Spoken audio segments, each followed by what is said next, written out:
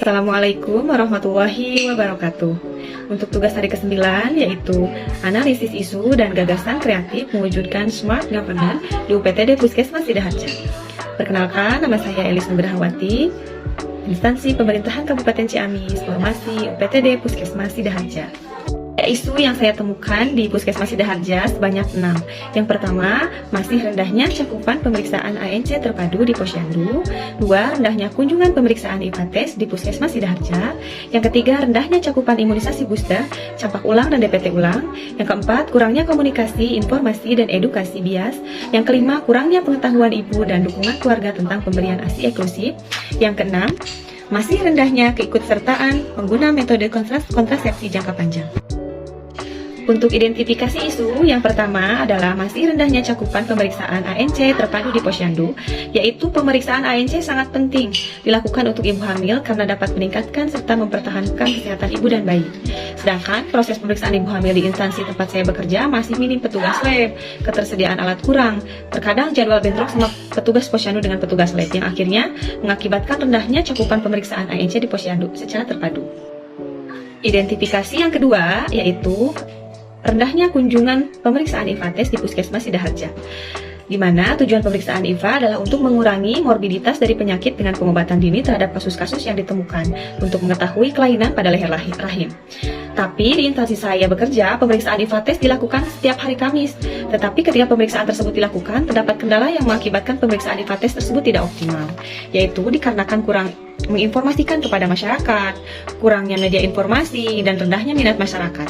Dan pada tahun 2019-2020 terjadi pandemi COVID sehingga pelayanan IPA tes tidak dilakukan. Untuk slide ini dapat dilihat dalam tabel bahwa dari kurun waktu 2018 sampai 2022 tidak ada kenaikan yang signifikan. Bahkan di tahun 2019 sampai 2020 tidak ada pelayanan pemeriksaan IPA tes disebabkan oleh adanya pandemi COVID-19. Dari presentasi yang terlihat bahwa pemeriksaan IPA tes masih jauh dari sasaran yang diharapkan. Identifikasi isu yang ketiga adalah rendahnya cakupan imunisasi booster atau campak ulang dan DPT ulang.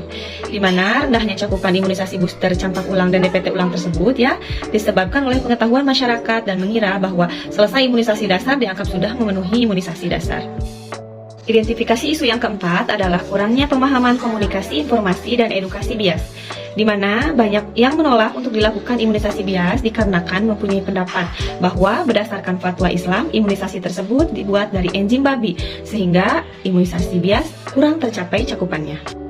Identifikasi isu yang kelima yaitu kurangnya pengetahuan ibu dan dukungan keluarga tentang pemberian ASI eksklusif, di mana ASI eksklusif yang diberikan ibu ternyata mempunyai peranan penting, yakni meningkatkan ketahanan tubuh bayi. Karenanya bisa mencegah bayi terserang sebagai penyakit yang bisa mengancam kesehatan bayi. Kemudian ASI juga mengandung zat antibodi pembentuk kekebalan tubuh. Akan tetapi pada kenyataannya di tempat saya bekerja banyak diantaranya tidak menganggap bahwa ASI eksklusif itu tidak penting dan mereka justru lebih banyak memilih kepada susu formula. Identifikasi isu yang keenam yaitu masih rendahnya keikutsertaan pengguna metode kontrasepsi jangka panjang, di mana metode kontrasepsi jangka panjang tersebut merupakan kontrasepsi dengan tingkat keefektifan yang lebih tinggi. Kontrasepsi jangka panjang yaitu di antaranya ada AKDR, implan, medis operatif wanita atau MOP, dan medis operasi pria atau MOP. Akan tetapi pasien takut dengan metode tersebut dengan berbagai alasan, sehingga keikutsertaan penggunaan alat kontrasepsi jangka panjang masih rendah. Untuk dampak jika isu-isu di atas tidak terselesaikan, yaitu kurangnya kunjungan ANC ini bisa menyebabkan bahaya bagi ibu maupun janin, seperti terjadinya perdarahan saat masa kehamilan karena tidak terdeteksi tanda bahaya. Kemudian tidak melakukan IPA tes akan mengakibatkan seseorang yang didiagnosa penyakit kanker rahim tidak terdeteksi secara dini. Kemudian rendahnya sistem imun tubuh kemudian bila tidak diberi ASI eksklusif memiliki dampak yang tidak baik bagi bayi. Kemudian kehamilan yang tidak teratur. Untuk para pihak yang terdampak dari adanya isu-isu di atas, yang pertama adalah pasien atau masyarakat yang bersangkutan. Seperti contoh salah seorang yang terkena kanker serviks tidak akan terdeteksi secara dini. Kemudian untuk kepercayaan terhadap para pegawai itu berkurang, dikarenakan jika ada salah satu masalah kesehatan yang tidak tertangani, maka akan menyalahkan si petugas atau instansi. Untuk selanjutnya adalah core issue, yang saya ambil di UPTD Puskesmas Sidaharja, yaitu rendahnya kunjungan pemeriksaan IVA tes di Puskesmas Sidaharja, di mana untuk sasaran pemeriksaan IVA tes dilakukan pada wanita usia subur kisaran umur 30-50 tahun, di mana untuk pemeriksaan IVA tes tersebut dimulai dari tahun 2018 sampai dengan sekarang. Tapi di tahun 2019 dan 2020 program pemeriksaan tersebut terhenti karena adanya pandemi COVID-19, dan di tahun 2021 sampai sekarang dilaksanakan, akan tetapi antusias dan pengetahuan akan IVA tes itu masih kurang di kalangan masyarakat. Untuk teknik tapisan, saya menggunakan teknik USG, di mana USG singkatan dari keseriusan, kegawat daruratan, keseriusan, dan pertumbuhan. Dan dari 6 isu di Puskesmas Sidaharja, maka dapat diambil satu dengan total nilai 15, yaitu rendahnya kunjungan pemeriksaan IVA tes di Puskesmas Sidaharja. Untuk teknik analisis identifikasi isu yang saya ambil yaitu analisis SWOT, di mana SWOT adalah strength, weakness, opportunity, dan threats. Di mana strength yaitu kekuatan atau kelebihan, yaitu tenaga medis sudah memenuhi standar kualifikasi pendidikan, tersedianya kontrak kerja yang menerangkan bahwa tenaga medis harus mematuhi semua aturan berlaku secara mengikat.